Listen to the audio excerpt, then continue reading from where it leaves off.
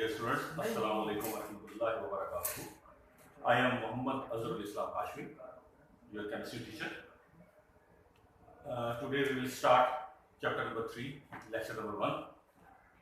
ये जो chapter number 3 है इसकी orientation ये है कि it is about the gaseous state of matter. ये matter की gaseous state के बारे में है. आज हम matter की जितनी भी states हैं उसका थोड़ा सा overview करेंगे. उसके बाद हम pressure के कुछ units को discuss करेंगे. Then we will discuss the gaseous state of matter from the very next lecture. States of matter. सबसे पहली बात matter क्या चीज है? आप पहले पढ़ चुके होंगे इसके बारे में. Everything that has mass and occupies space is called matter. हर वो चीज जो वजन रखती है और जगह घेरती है उसे हम matter का नाम देते हैं. एक और definition भी usually books में circulate करती है. The stuff with which this universe is made. वो stuff जिससे ये कायनात बनी हुई है उसे हम matter का नाम देते हैं. Everything around us is a matter. और वो तीन states में है. चौथी state अब इंट्रोड्यूस की है plasma state. There are 4 states of matter: solid, liquid, gas and the plasma. सबसे पहले matter की solid state. It is the most abundant state of matter. MCQ बनता है, इसको गौर कीजिएगा. The gaseous state, it is the simplest state of matter. ये matter की सबसे simplest state. The liquid state, it is less common state. Why we are calling it is less common state? हम क्यों कह रहे हैं कि ये less common state है? Because it exists between a narrow range of temperature. ये temperature की narrow range की तरह exist करती है. For example, आप water को ले लें. It exists between 0 to 100 degree centigrade in liquid state. Water जो है liquid state में है 0 से 100 के दरमियान. That is why these liquid state of matter is called less common state because it exists between narrow range of temperature. उसके बाद gases state of matter इसकी कुछ प्रॉपर्टीज हैं. सबसे पहली बात, आप एक चीज को बहुत अच्छे तरीके से क्लियर करें. What is the basic difference between solid, liquid and gas? It is the difference of kinetic energy of there particles. ये इनके पार्टिकल्स की काइनेटिक एनर्जी का डिफरेंस.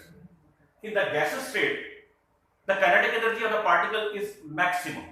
गैसेस स्टेट में काइनेटिक एनर्जी पार्टिकल्स की मैक्सिमम है. Means they can move randomly. ये हर तरफ move कर सकते हैं. हैपहैज़र्डली भी आप इसे कह सकते हैं. हर तरफ मूवमेंट मूव कर सकते हैं. Their movement can be shown by Brownian movement. एक बहुत जबरदस्त फिनोमेना है. ये आपके सिलेबस में नहीं है अभी. ब्राउनिन मूवमेंट, जिगजैग मूवमेंट होती है गैस और लिक्विड के पार्टिकल्स की. The second one is the liquid state. जो लिक्विड स्टेट है उसके पार्टिकल्स की kinetic energy it is less than the gas.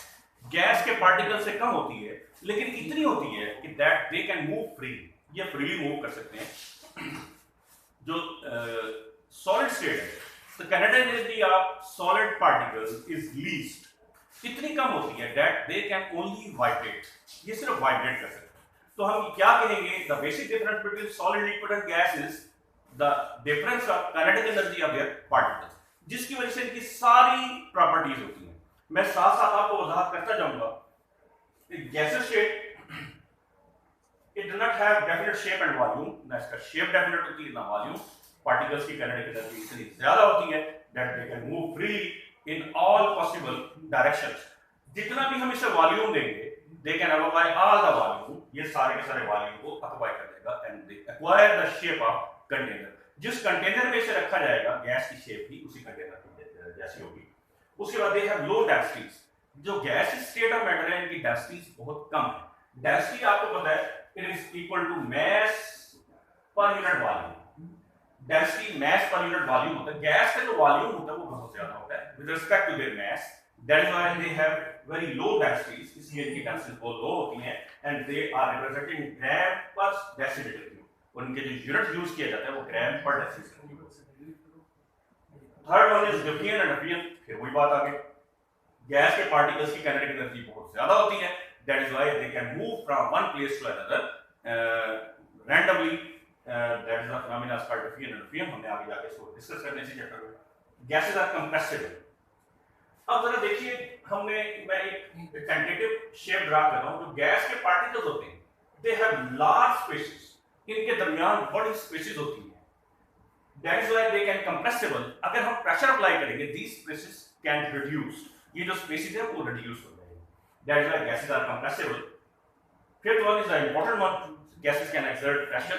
क्या मतलब? जब गैस के molecule during the random motion they strike with the wall of container, जब ये कंटेनर की दीवार से टकराते हैं, the force exerted by gas molecule on the unit surface area of container is called pressure.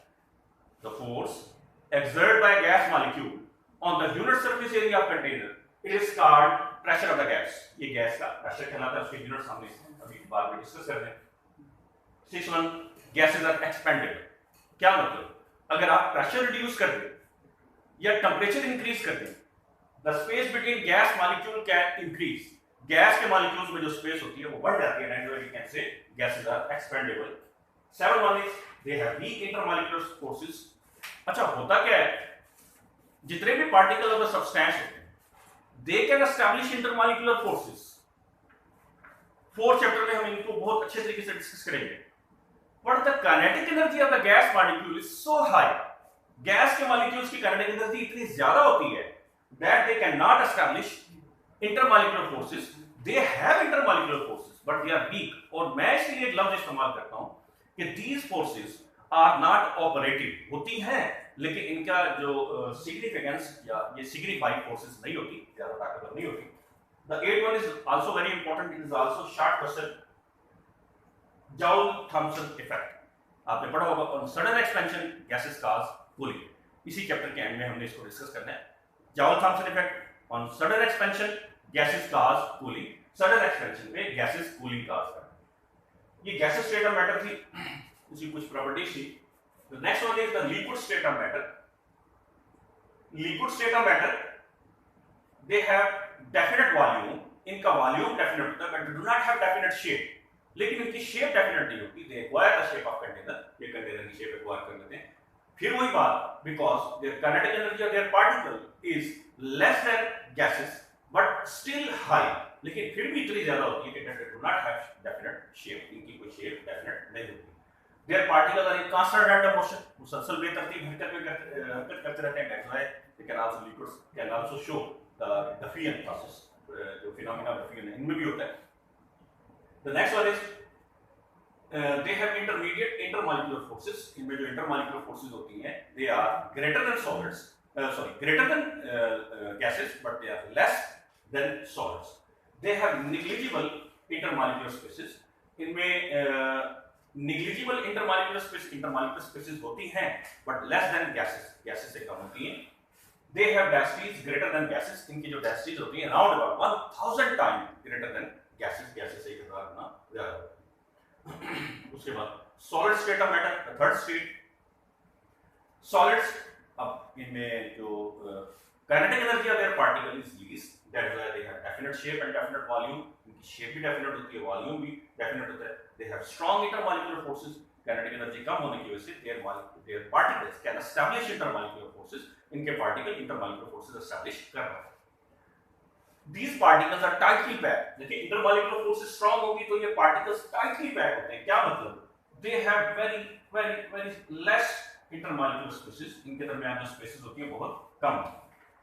The next one is they have only vibrational motion. सारी बातें kinetic energy पे डिपेंड करती हैं. इनके particles की kinetic energy least होने की वजह से they have only vibrational motion. इनमें सिर्फ vibrational motion होती है.